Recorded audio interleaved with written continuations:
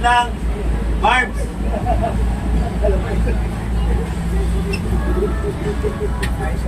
Wala pa sila. Picture muna. Kung pango, may kasi yan. Sugal mo. 1, 2, 3. Ay, bigyan mo na sticker pa. Dami ah, parang may artista. Hindi, video to. Picture ba yan? Video gagalaw. Paano minalaw? Paano minalaw?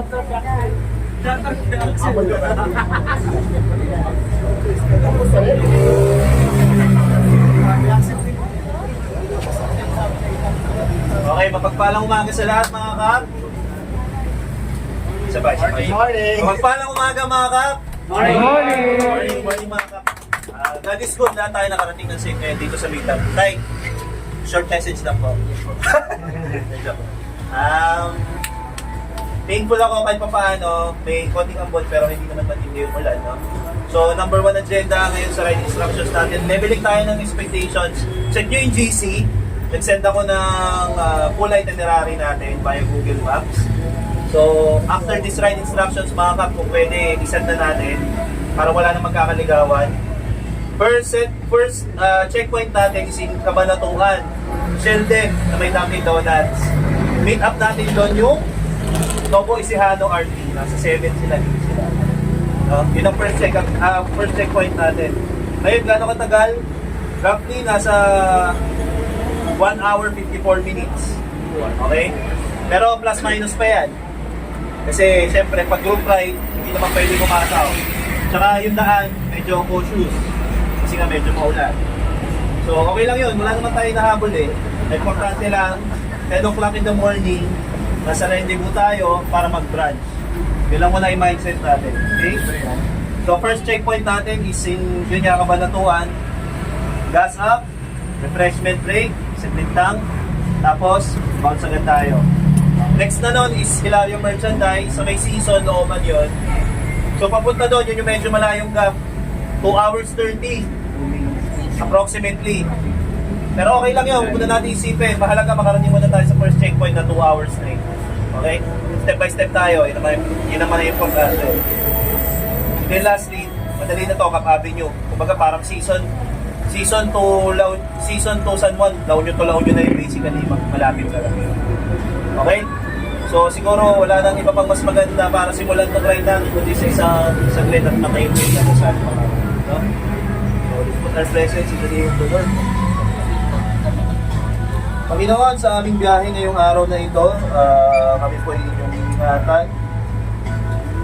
Kasama ng aming mga may bahay, pamilya, mga kagrupo, anak, o kung sino man, Panginoon, kami po ay inyong biyayaan ng kaligtasan, simula't simula hanggang sa aming pagdating sa aming pupuntahan, Panginoon.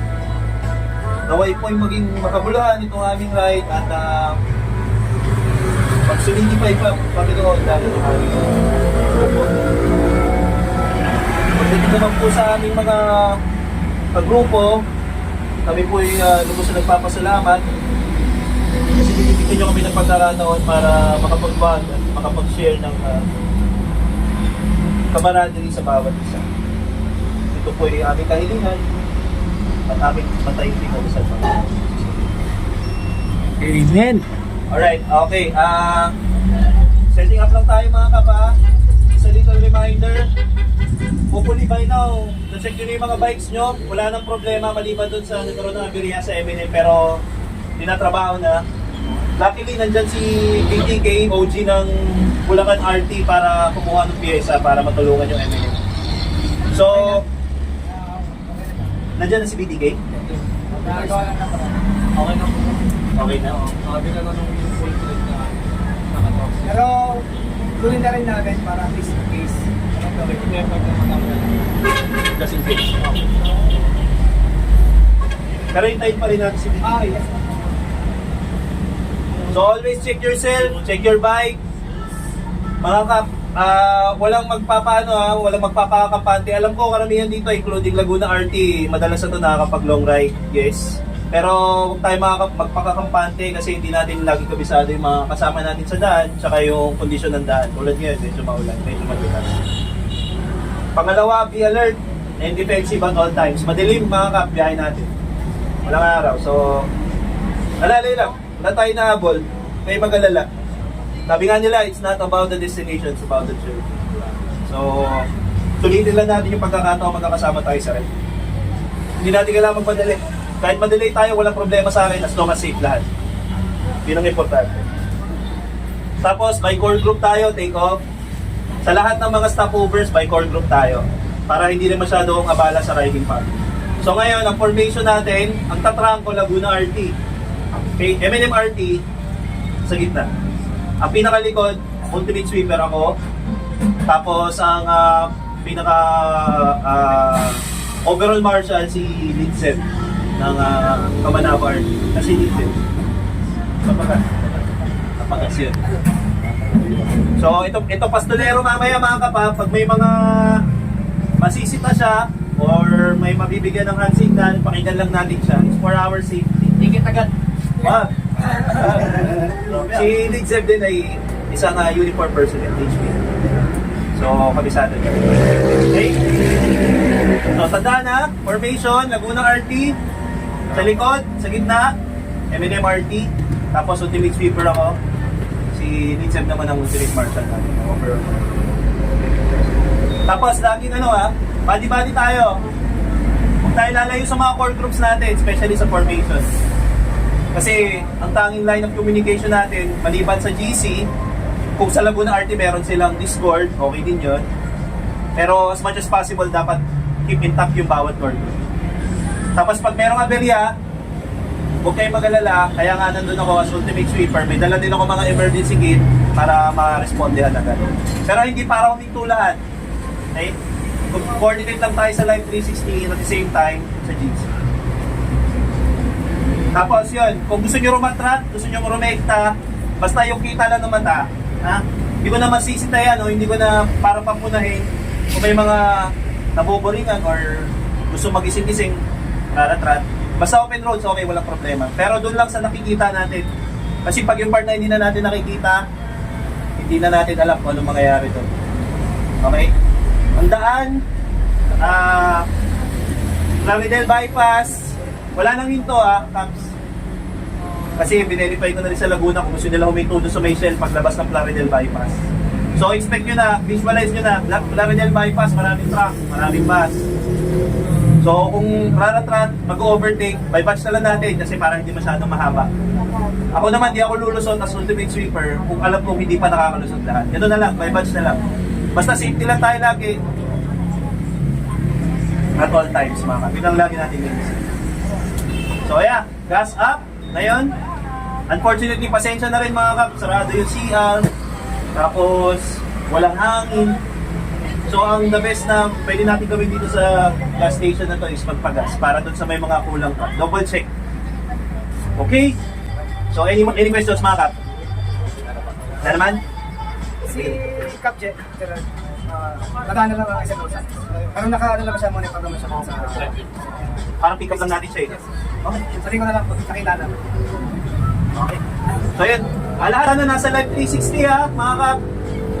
Kasi kailangan natin malaman yung location nyo. Especially pag nagkaroon ng aberya. Pero wag naman sana, hinihiling ko kahapon pa na yung dala-dala ko emergency kit ay hindi ko gagamitin. Kasi expected ko lahat tayo handa para sa rin. So, pasensya na rin. Kasi medyo okay ako kasi siyempre, marami tayo, mas marami live video. Gusto natin safe lang. Sige. Reminders lang po dun sa Plaridel Bypass. Kasi parang expressway yun. Maluwag kasi yun. So, dumadaan mga truck doon. Pag dumadaan kami doon, pag medyo mabagal, ino-overtake ng mga truck. So, medyo magpipick up lang tayo ng pace doon. Medyo isang pacing doon. Tapos, at the same time, may mga crossing doon. May mga crossing din doon. Kaya, ano na lang tayo doon sa... Plaridel Bypass, may crossing, may construction din doon. Ngayon. Isa pa, Kap, yung sa doon din, sa Plaridel Bypass, meron dong mga marker sa gitna na nakausli ng mga galons. Panatan nila, may ilaw nila. Madulas. Oo, madulas. Baka tamaan niya, lalagotak talaga ang mag-stiron. Medyo Nasa dulo gitna. na yun. Lalo na sa padulo. Medyo malalaki yung Matataas. matataas. Yung Bandang marker. bandang kanan, bandang outer lane. So, maraming beses na namin tinamaan yun, kaya... Hayaan nyo sila maging alay. Lalo na yung mga nakarayos. Hindi na tayo. Medyo fast-paced tayo Gotero kasi yung mga truck. Minsan talagang mga... Pero tayo, understandable to kapag sa take-off natin, medyo pakiramdaman. Okay lang yun. Kasi ngayon lang tayo magkakasama eh. Oo. Pero kapag after, ang feeling ko dito, after ng first checkpoint natin sa Kabanatuan, komportable na to bawat isa. Okay? Safety is our number 1 priority mga kap. Ang isipin nyo na lang, i-mindset nyo, meron tayong free branch sa Hilario Merchandise na 10 to 12 p.m. Doon tayo mag-relax. Okay? Yun ang importante. Don't worry, kayo kasama ko, mga take lahat to, may free breakfast na. Yun oh. Wala, hindi sila sumama eh. Hindi kasi gustong dumiretso. Sabi ko yung free breakfast, sayang. Kaya Ayun! Dahil naman na sila dumiretso ngayon. Oh, yeah, wala na kayo lang, parang lugar kayo. Pa-request ako isang selfie mga kap. So, eto na nga mga guys. Nandito na tayo. Ito yung unang meet up namin kasama sa ibang mga core group, ibang mga Metro Manila at saka iba pang mga core group natin, mga Bulacan, yan. So ngayon mag-assemble na kami kasi kami ang tatrangko ng ng ride namin. So kami yung magli-lead sa grupo. Kasi mi-meet up din natin yung mga iba pang grupo doon sa may Kabanatuan. So, marami pa to guys. Marami pa kaming sasalubungin at daanan na mga kasama papunta sa Camp Avenue, La Union. Alright.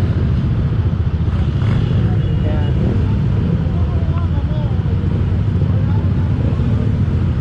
Okay na? Okay, game. Basta formation natin, it's either na staggered o kaya double 2 lane.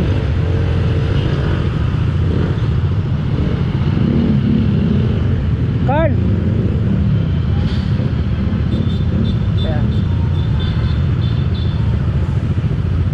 Sige, yung kung ano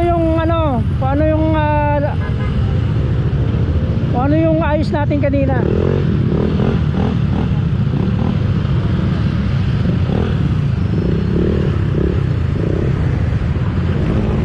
May naiwan pa ba? Kaka natin ka pa. Right.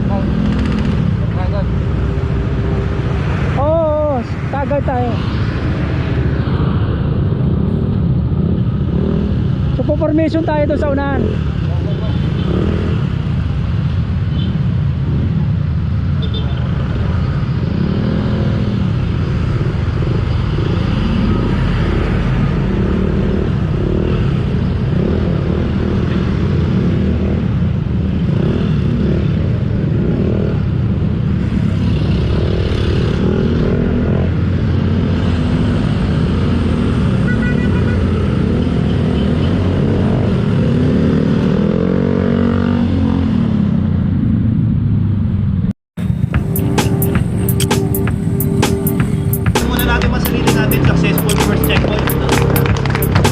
Mamaya, kasi minsan binibilang nila yan, alam nila kung sino yung nasa harapan nila.